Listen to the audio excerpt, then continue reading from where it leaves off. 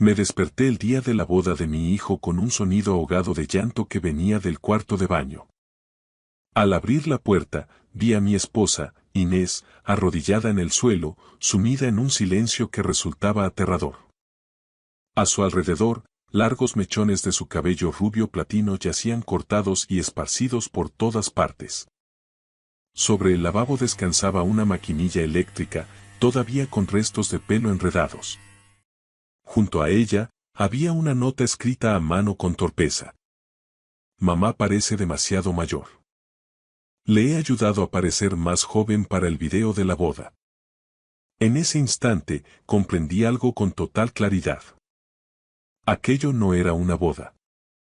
Era una puesta en escena, un espectáculo para redes sociales. Cuento esto no por llamar la atención, sino para que la verdad se escuche de principio a fin. Aquella mañana en nuestra finca cerca de Marbella no empezó con bendiciones. Empezó conmigo arrodillado junto a mi esposa sobre el frío mármol del baño, rodeado de los restos de su identidad. Me quedé helado unos segundos, luego me puse al nivel de Inés. Ella no gritaba. Sus manos temblaban mientras palpaban su cabeza lisa y desnuda, como si todavía no pudiera creer que lo ocurrido fuera real. Ese cabello la había acompañado durante más de 30 años. Desde los días en que éramos una pareja humilde en Sevilla, desde las madrugadas en las que ella ayudaba a cruzar a sus alumnos en el colegio donde trabajaba. Desde el día en que su madre falleció y ella juró que nunca más se cortaría el pelo, como una forma de aferrarse al último recuerdo que le quedaba. El suelo estaba helado. Los hilos platinos se pegaban a mis zapatillas y a mi pijama. Recogí la maquinilla. Aún estaba caliente. Fue entonces cuando supe que acababa de pasar. No fue un accidente. No fue un error. Lo siento, susurró Inés tan suavemente que parecía temer que la habitación se hiciera añicos. Quizás. Quizás de verdad soy vieja. Esa frase me dolió más que la imagen que tenía delante. No por el pelo perdido, sino porque ella se culpaba a sí misma por la crueldad de otra persona. Puse mi mano sobre su hombro y sentí la tensión que contenía. No dije nada. Sabía que, si abría la boca, no podría controlar mi voz. Miré a mi alrededor. Todo estaba demasiado ordenado. Las toallas dobladas con cuidado. La ventana abierta en el ángulo de siempre. Aquello no parecía el caos tras un incidente fortuito, parecía algo planificado. En el tocador, junto a la nota, había un móvil boca abajo. Le di la vuelta. La pantalla se iluminó. La aplicación de transmisión en vivo seguía abierta. El icono indicaba que el directo había terminado hacía menos de 10 minutos. Lo comprendí antes de tener tiempo para procesarlo. Valeria no solo había rapado a mi mujer. Lo había grabado todo. Revisé rápidamente. En la lista de dispositivos conectados, una pequeña cámara seguía activa. Seguí el cable de alimentación oculto tras una caja de pañuelos. Una cámara diminuta colocada en el ángulo exacto para captar el rostro de Inés mientras se miraba al espejo. Nada fue impulsivo. Todo era un guión. Inés me miró con pánico en los ojos al ver la cámara en mi mano. Javier, no pueden. Empezó a decir. No respondí. Quité la batería y guardé la cámara en mi bolsillo. Luego me levanté y eché la llave del baño desde dentro, como si eso pudiera hacerla sentir un poco más segura. Fuera, la mansión frente a la Costa del Sol despertaba lentamente. El personal de catering se movía en silencio por los pasillos. El olor a azahar y flores frescas llenaba el aire. Una mañana perfecta para una boda cuidadosamente coreografiada. Ayudé a Inés a levantarse, la llevé a la cama y la envolví en el albornoz más grueso que teníamos. No tienes que salir ahora mismo, le dije despacio. Déjame encargarme de esto. Ella asintió, pero su mano seguía apretando la mía con fuerza, como si soltarme fuera a hacer que todo se derrumbara de nuevo. Salí al pasillo y cerré la puerta del dormitorio tras de mí. Al cerrarse, la oí empezar a llorar. No era un llanto fuerte, pero fue suficiente para que yo supiera una cosa. Hay heridas que no necesitan sangre para dejar marcas de por vida. Caminé por el pasillo hacia la suite de los novios. Cada paso pesaba más que el anterior. La rabia de antes había desaparecido. En su lugar, había una frialdad familiar. El mismo sentimiento que solía tener cuando me enfrentaba a fallos críticos de diseño en las plataformas petrolíferas donde trabajé como ingeniero jefe, situaciones donde una decisión equivocada podía obligar a todo un barco a dar la vuelta. Oí risas que venían de la habitación de mi hijo, Hugo. La voz de Valeria era aguda y clara. La de Hugo, un murmullo apresurado. Me detuve. No por duda, sino porque algo dentro de mí me indicó que lo hiciera. A través de la puerta entreabierta, los vi mirando la pantalla de un móvil. Valeria ladeaba la cabeza, satisfecha. Hugo estaba detrás de ella, con la mano apoyada en su hombro. No intentaba espiar, pero a veces las verdades te encuentran, incluso cuando no las invitas. Quizás ha sido un poco excesivo, dijo Hugo en voz baja. Pero si el clip se vuelve viral, valdrá la pena, rió Valeria. Tranquilízate. Los viejos siempre perdonan. Me quedé inmóvil. No porque estuviera sorprendido, sino porque la frase sonaba demasiado fluida, como si ya hubieran hablado de esto antes. No escuché más. Me di la vuelta antes de que me notaran. No quería una confrontación todavía. Para mí, todas las piezas importantes ya estaban en su lugar. Cuando regresé al dormitorio, Inés estaba más tranquila. Se había incorporado y descansaba las manos sobre su regazo. Sus ojos reflejaban cansancio, pero ya no aquel pánico asfixiante. Estoy bien, dijo, aunque ambos sabíamos que no era cierto. Me senté a su lado. Ya no me preguntaba el por qué. Lo único que quedaba era decidir qué hacer a continuación. Sabía que si levantaba la voz ahora, si arruinaba la ceremonia de forma emocional, Inés sería la que saldría herida de nuevo. Valeria quería caos. Hugo necesitaba el dinero. Y ambos creían que yo me quedaría callado, como siempre. Estaban acostumbrados a que yo cediera. Pero esta vez no iba a gritar, iba a cerrar cada puerta que ellos creían que siempre estaría abierta. Dejé el dormitorio una vez que Inés se sumió en un sueño agotado. No era un sueño profundo, lo sabía, pero al menos esa habitación la separaba por un momento de una mañana que avanzaba como si nada hubiera pasado. Cerré la puerta con tanta suavidad que las bisagras no emitieron ni un sonido. En ese momento, el silencio importaba más que cualquier promesa. El pasillo que conducía a la suite nupcial estaba cubierto por una alfombra gruesa de lana. Cada paso se hundía y se elevaba lentamente, al ritmo de mis pensamientos. Ya no sentía el impulso de confrontar a nadie. Necesitaba la imagen completa. No solo lo que le habían hecho a Inés, sino porque mi hijo guardaba silencio ante todo aquello. La puerta de la suite estaba entreabierta. Estaba a punto de pasar de largo cuando la voz de Hugo me detuvo por instinto. Era un tono bajo, apresurado. No era la voz que usaba conmigo, ni la que usaba con su madre. No te preocupes, decía Hugo. Serán solo unos minutos incómodos. Necesito los números, respondió Valeria sin dudar. Cuanto más polémico sea, mejor funcionará el video. Ya lo sabes. Me quedé quieto, no por espiar, sino porque mi cuerpo se detuvo solo, como un barco atrapado en una corriente repentina. Oí el crujir de unos papeles. Luego, Hugo soltó un suspiro. Si alcanzamos esta cifra, dijo él, los ingresos por publicidad y los patrocinios lo cubrirán. El banco está presionando mucho. Ese préstamo no puede esperar más. Valeria soltó una risa suave. ¿Tienes miedo? Tu madre es blanda. No se atreverá a montar un escándalo. Y además, el cheque ya está preparado. Me apoyé ligeramente contra la pared fría. En ese instante no sentí ira. Sentí algo más familiar. La decepción de un hombre que había creído durante demasiado tiempo que comprendía a su hijo.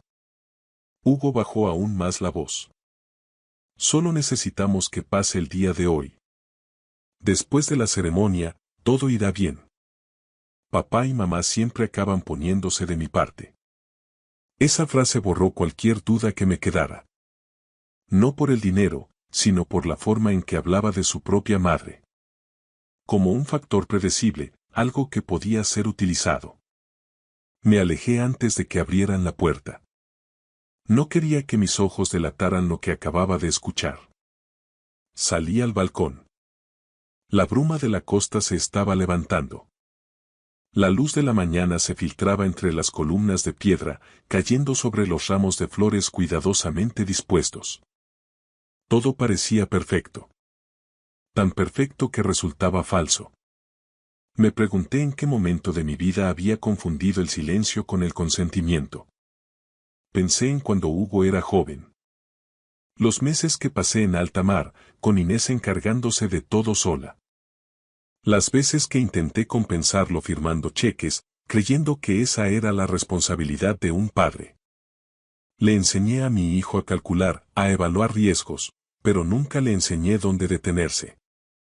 Un empleado pasó por mi lado y me hizo una pequeña reverencia. Le devolví el gesto con la cabeza. Nadie sabía que, a pocas habitaciones de allí, se había cruzado una línea invisible. Regresé al dormitorio. Inés seguía allí, mirando hacia la ventana. La suave curva de su cabeza desnuda se veía suavizada por la luz.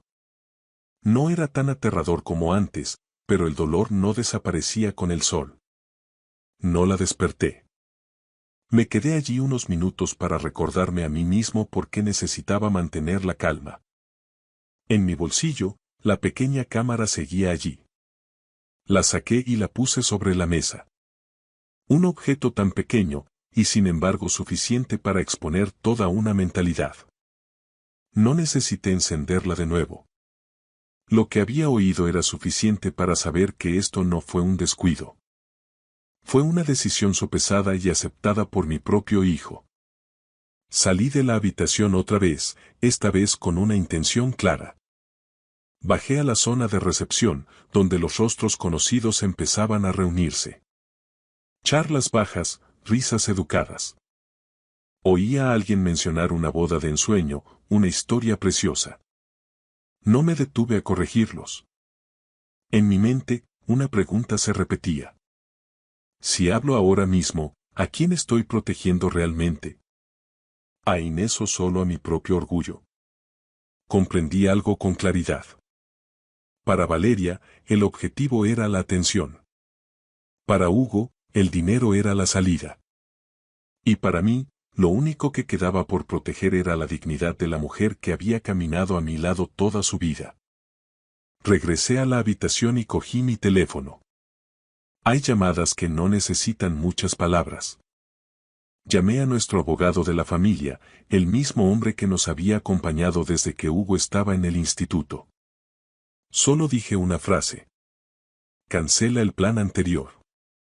Necesito una opción diferente para hoy. Él no preguntó por qué. Solo dijo. Entiendo. Cuando colgué, mi respiración se estabilizó. No porque todo estuviera resuelto, sino porque había dejado de fingir. Fuera, la música de prueba empezó a sonar, señalando que la ceremonia se acercaba. Me quedé quieto unos segundos escuchando. Luego miré hacia el dormitorio por última vez, hacia Inés, separada del escenario que otros habían construido usando su dolor. Supe que, a partir de ese momento, ya no actuaba como un padre que espera que su hijo recobre el sentido. Me estaba preparando para asumir el papel que debí elegir hace mucho tiempo. El del guardián final de la verdad, incluso si el precio era romper todo lo que ellos creían que yo protegería.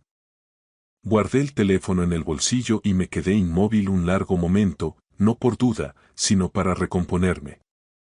He vivido lo suficiente para saber esto. Las decisiones más importantes suelen tomarse en silencio. Sin ruido, sin ira, solo con una claridad fría y constante. Regresé al dormitorio. Inés estaba despierta. Estaba sentada apoyada en el cabecero, con las manos pulcramente cruzadas sobre la manta y los ojos fijos en el espacio vacío frente a ella. Al verme, no preguntó nada. Habíamos estado juntos el tiempo suficiente para saber que, a veces, las respuestas llegan antes que las preguntas. No dejaré que conviertan esto en entretenimiento, dije con voz baja y firme. Pero hoy necesito que confíes en mí. Inés asintió levemente. No parecía débil, pero tampoco intentaba parecer fuerte, era una aceptación cansada. Comprendí entonces que lo que necesitaba no era consuelo, sino volver a sentirse el centro de su propia vida. Abrí el armario y saqué la pequeña caja de madera que siempre llevo a los eventos formales. Dentro había un pañuelo de seda de Hermes que compré hace años durante un largo viaje de negocios. Nunca había encontrado una razón para sacarlo hasta ahora. El color era tenue, el patrón clásico. Nada llamativo. Envolví el pañuelo alrededor de la cabeza de Inés con cuidado, despacio, como si fuera un ritual. No ocultaba nada, simplemente restauraba el orden. Cuando me alejé, Inés se miró en el espejo, no para buscar lo que había perdido, sino para encontrarse con su nueva imagen. Exhaló un suspiro largo y profundo. Estoy bien, dijo. Esta vez, le creí. Salí y cerré la puerta. La siguiente parte no requería emoción, requería precisión. Fui directo al ala lateral de la finca, donde la recepción del móvil era más fuerte, y llamé al banco. La voz al otro lado me resultó familiar, habíamos trabajado juntos más de 20 años. Necesito detener la transferencia, dije de inmediato. No hubo sorpresa en su voz, solo una breve pausa. Me encargo de ello entonces, respondió. No di explicaciones. No eran necesarias. Mis años como ingeniero me enseñaron esto. Los sistemas necesitan órdenes claras, no sentimientos. La siguiente llamada fue para el abogado. Esta vez hablé más despacio, con más cuidado, no porque dudara de él, sino porque este era un paso que no podía permitirme fallar. Le pedí que redactara un nuevo acuerdo. Todo el dinero destinado como regalo de boda se colocaría en un fideicomiso a nombre de Inés. Sin propiedad conjunta, sin cláusulas abiertas, con un solo controlador, y no sería yo. Cuando terminé la llamada, miré el reloj. Faltaban menos de 2 horas para la ceremonia. Tiempo suficiente para terminar lo que importaba, pero no para cambiar la naturaleza de las personas al otro lado. Mientras caminaba de regreso, sentí que la atmósfera en la mansión había cambiado. No era solo el ajetreo previo a la ceremonia, sino una energía extraña y ansiosa. Noté rostros desconocidos con equipos de grabación apostados en las esquinas del salón. Sus ojos no buscaban nada sagrado, esperaban momentos que capturar. Comprendí que Valeria no estaba esperando a la ceremonia para llamar la atención, estaba convirtiendo todo el día en un plató. Un técnico pasó por mi lado y se le cayó la acreditación. Me agaché y la recogí por él. No tenía el logo de la empresa de eventos, era el nombre de un canal de medios online. Se la devolví sin decir palabra. Otra pieza encajaba silenciosamente en su lugar. Salí al balcón y miré hacia el jardín. Cámaras ocultas tras grandes maceteros, cables recorriendo los senderos cubiertos por alfombras. Todo legal, permitido y aprobado por los novios. Nadie le preguntó a Inés. Volví al dormitorio para advertirle que, una vez que saliéramos, habría muchos ojos puestos en ella. Inés escuchó sin cambiar su expresión. Solo hizo una pregunta. ¿Estás seguro? Asentí. Nunca he estado más seguro. Salimos juntos, sin prisas, sin evitar nada. Sentí el peso de las miradas a nuestro alrededor, la curiosidad contenida bajo la superficie. El pañuelo de seda en la cabeza de Inés no la hacía parecer más pequeña, al contrario, hacía que el silencio en torno a nosotros fuera más pesado. Valeria estaba al fondo del pasillo, móvil en mano, hablando a una cámara. Al vernos, se quedó helada un breve instante y luego sonrió. Una sonrisa profesional, muy practicada. Hugo estaba a su lado. Sus ojos se dirigieron hacia Inés y luego se desviaron. Sin sorpresa, sin remordimiento, solo una tensión mal oculta. No los saludé. No los acusé. Simplemente guié a Inés a la primera fila, donde debería haber estado desde el principio como madre del novio. Al sentarnos, la música de prueba sonó de nuevo. Se ajustaron las luces. Todo estaba listo para la ceremonia que ellos creían tener bajo control. No sabían que, en silencio, las puertas financieras ya se habían cerrado. No sabían que las imágenes que planeaban vender para ganar notoriedad estaban a punto de ser colocadas en un contexto muy diferente. Me senté erguido, con las manos apoyadas en las rodillas, mirando hacia el pasillo, no como un padre que está allí para dar bendiciones, sino como un hombre que ha preparado la única arma que necesita. La verdad, en el momento justo e imposible de revertir. La ceremonia comenzó puntualmente. La música sonaba al nivel adecuado, ni muy formal ni muy alta. La bruma sobre la bahía se había disipado por completo, revelando un mar tan quieto como un espejo. Sentado al lado de Inés, sentía su respiración lenta y acompasada, como si se recordara a sí misma que seguía allí, al mando de su cuerpo y de su propia historia. Valeria entró por el pasillo entre aplausos programados. Caminaba despacio, girándose sutilmente para que las cámaras captaran cada ángulo. Hugo la seguía, ajustándose la corbata. Su mirada pasó fugazmente por la primera fila y se detuvo un segundo en Inés. No vi confusión en él, solo un cálculo que aún seguía procesando. El oficiante pronunció las palabras de rigor sobre el amor y los nuevos comienzos. Yo las oía, pero no las retenía. Cada frase pasaba como un ruido de fondo ante algo que estaba por llegar. Vi a Valeria mirar hacia el equipo de grabación y hacer una señal discreta. Los objetivos se ajustaron y las luces cambiaron de tono. Cuando llegó el momento de los regalos y los discursos, Valeria dio un paso al frente. Sostuvo su teléfono, sonriendo a los millones de personas que observaban al otro lado de la pantalla. Conocía esa sonrisa.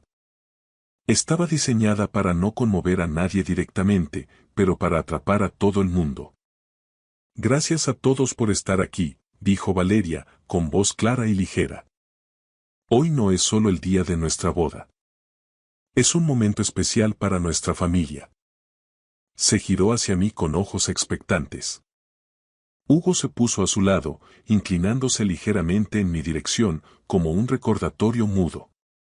Me puse en pie. En ese momento, el aire de la sala cambió, no porque yo hablara, sino porque no lo hice. El silencio se prolongó más allá de la cortesía. Sentí cientos de ojos clavados en mí. Inés me tomó de la mano con suavidad, no para detenerme, sino para confirmar que seguía allí. Seré breve, dije ante el micrófono, sin que mi voz temblara. Hoy me han pedido que entregue un regalo. La sonrisa de Valeria se ensanchó y ladeó el teléfono para encuadrar la toma. Hugo exhaló, como si todo estuviera siguiendo el guión. Sin embargo, continué, antes de hacerlo, creo que todos los presentes y quienes nos ven por internet deberían saber qué es lo que ese regalo está pagando realmente. Un murmullo recorrió la sala. Hice una señal a los técnicos. Las luces del escenario se atenuaron y la pantalla que teníamos detrás se iluminó. No la miré de inmediato, miré primero a Inés. Ella asintió levemente, lo suficiente para que yo siguiera adelante. Apareció el primer clip. Sin música, sin ediciones dramáticas, solo las imágenes crudas de la pequeña cámara del dormitorio. El momento en que la puerta se abría, una sombra entrando, el sonido de la maquinilla encendiéndose. Sucedió rápido, con frialdad, sin explicaciones. No las necesitaba. En la sala, algunos invitados apartaron la vista, otros se taparon la boca. En la pantalla del móvil de Valeria, los comentarios caían tan rápido que era imposible leerlos. Su sonrisa se congeló, pero su mano seguía sosteniendo el teléfono con firmeza. No dije nada, dejé que las imágenes hicieran el trabajo. La pantalla cambió y se reprodujo la siguiente grabación. Esta vez no había video, solo audio. La voz de Hugo, dolorosamente familiar. Si el clip se vuelve viral, valdrá la pena. Mi madre siempre es blanda. El cheque ya está preparado. No hicieron falta nombres ni más explicaciones. Esas palabras encontraron su lugar por sí solas. Hugo dio medio paso al frente y se detuvo. Valeria se volvió hacia mí, abriendo los labios como para hablar, pero no salieron palabras. Las cámaras, que antes eran sus aliadas, se volvieron contra ellos. No hubo una orden, solo el cambio natural de atención cuando la verdad sale a la luz. Tomé el micrófono de nuevo. No estoy aquí para humillar a nadie, dije despacio. Estoy aquí para cerrar una historia que fue demasiado lejos. Saqué un sobre del bolsillo de mi chaqueta. No era grueso, no contenía ningún cheque. El regalo que preparé, proseguí, ha sido redirigido. No es para personas que tratan el dolor ajeno como una herramienta. Valeria sacudió la cabeza y forzó una risa. No puedes. Comenzó, pero se detuvo al ver que los rostros de los invitados ya no estaban de su lado. Puedo, y ya lo he hecho, dije. Me giré hacia Hugo. Hijo, dije, sin levantar la voz, elegiste ver el silencio de tus padres como una garantía. Hoy, retiro esa garantía. No hubo respuesta, solo el creciente murmullo de la sala. Unas cuantas personas se pusieron de pie. Cerca de la entrada, noté rostros que no pertenecían a la ceremonia. No necesitaban presentación, y Hugo también los vio, sus hombros se tensaron. Dejé el micrófono. Nada más era necesario. Lo que debía revelarse ya estaba allí, más claro que cualquier acusación. Me volví hacia Inés. Vámonos, le dije. Ella se levantó conmigo. Sin prisas, con la cabeza alta. El pañuelo de seda de su cabeza captó la luz, formando un contorno sereno en medio del caos que se propagaba tras nosotros. Caminamos juntos por el pasillo. Oí que gritaban mi nombre, pidiendo explicaciones, intentando argumentar. No miré atrás. No por desprecio, sino porque en ciertos momentos, mirar atrás solo alarga algo que ya ha terminado. Fuera, una suave brisa subía desde la bahía. La bruma había desaparecido por completo. Respiré hondo. Por primera vez en todo el día, el aire llenó mis pulmones por completo. Detrás de nosotros, la ceremonia continuaba a su manera. Interrumpida, cuestionada y ya no perteneciente a un único escenario. Para nosotros, la puerta se había cerrado. Sin estruendo, sin represalias, solo la verdad puesta exactamente donde correspondía. Bajo los focos, ellos se habían destruido a sí mismos. Abandonamos la finca cuando el sol ya estaba alto, reflejándose en el Mediterráneo como una larga y silenciosa cinta de plata. No oí nada más que nuestros pasos sobre el camino de grava y el suave viento moviéndose entre los pinos. Detrás de nosotros, la ceremonia seguía allí, con preguntas sin respuesta y miradas que cambiaban de bando. No necesitaba saber cómo terminaba aquello. Para mí, el momento en que cruzamos esa puerta ya era un punto final. En el coche, Inés se sentó en silencio mirando por la ventanilla. No le pregunté cómo se sentía. He aprendido que algunas emociones necesitan tiempo para ordenarse por sí mismas antes de ser nombradas. Simplemente puse mi mano sobre la suya, con la firmeza suficiente para que supiera que yo seguía allí. Cuando llegamos a casa, preparé un té. Un viejo hábito, algo sencillo. Inés se quitó el pañuelo de seda y lo dobló con cuidado sobre la mesa. Se miró en el espejo del salón más tiempo de lo habitual. Yo me quedé detrás de ella, sin invadir su imagen. Cuando se dio la vuelta, sus ojos ya no estaban perdidos. No estaba feliz, pero se la veía firme. No pensaba que me sentiría tan ligera, dijo después de un momento. No era una explicación, solo un reconocimiento. Los días que siguieron pasaron despacio. No hubo llamadas pidiendo perdón. Ni explicaciones convincentes. No esperaba ninguna. Pasé el tiempo paseando con Inés por nuestro barrio, donde los árboles empezaban a cambiar de color. Ella empezó a salir sin sombrero, no porque se le olvidara, sino porque ya no sentía la necesidad de esconderse. Una tarde, mientras estábamos sentados en un banco frente al mar, Inés dijo: «No quiero que esta historia termine en silencio». Comprendí lo que quería decir. No se trataba de contárselo al mundo por espectáculo, sino de hacer algo para que no le pasara a otra persona. Empezamos a investigar el tema. Con calma, sin prisas, hablé con personas que trabajaban en servicios sociales. Inés habló con antiguos colegas del colegio. Escuchamos más de lo que hablamos. Algunas historias eran más duras que la nuestra, pero todas tenían algo en común. El silencio se alargaba demasiado por miedo a romper la familia. Un año después, en una pequeña casa cerca del centro de la ciudad, abrimos un centro de apoyo para personas mayores que habían sido maltratadas dentro de sus propias familias. Sin grandes carteles ni inauguraciones pomposas, solo una puerta abierta durante el día, una mesa con té y sillas lo suficientemente cómodas para que la gente se sentara y dijera lo que había guardado dentro durante demasiado tiempo. Inés dejó que su pelo creciera de forma natural. Se lo cortó corto y pulcro. El nuevo estilo la hacía ver diferente, pero no extraña. Parecía una versión de sí misma que ya no pedía permiso. Cuando alguien la miraba con curiosidad, ella simplemente sonreía. Sin explicaciones, sin defensas. Ya no sigo la vida de Hugo y Valeria. No por amargura, sino porque entiendo mis límites. Algunas puertas, cuando se cierran en el momento adecuado, no necesitan ser vigiladas desde fuera.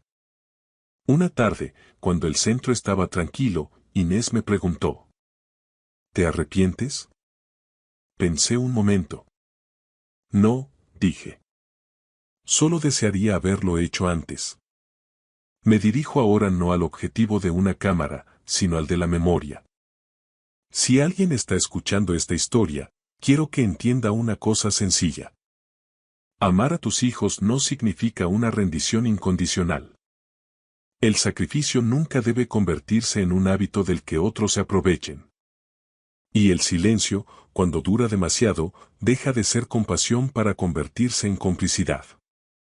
He aprendido que, a veces, para preservar el último gramo de dignidad de la persona que amas, tienes que ser lo suficientemente valiente como para cerrar una relación que se ha vuelto tóxica. No para castigar, sino para proteger lo que queda de humano. Mientras el sol se ponía sobre la bahía, Inés puso su mano en mi hombro. Nos quedamos allí sentados sin decir nada más. No hacía falta un final grandioso. Solo la paz llegando en el momento justo, después de que todo hubiera sido expuesto. Y para mí, ese fue un final más que bueno. Si te has quedado conmigo hasta el final de esta historia, gracias por escuchar con paciencia y comprensión. Si te ha dado algo en qué pensar, por favor, dale me gusta y comparte para que historias como esta puedan llegar a otros que necesiten ser escuchados. Gracias por estar aquí. Te deseo a ti y a tu familia respeto, paz y dignidad en cada elección que hagáis. Gracias por escuchar mi historia hasta el final. Si resonó contigo, dale like, escribe en los comentarios qué fue lo que más te tocó y no olvides decir de dónde eres. Suscríbete al canal, vienen muchas más historias.